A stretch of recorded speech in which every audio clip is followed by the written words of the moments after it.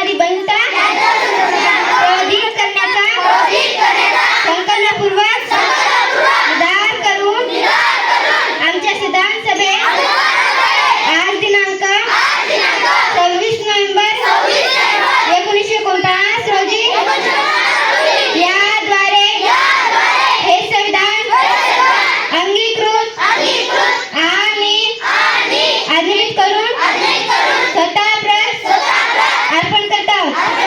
Jai Hind.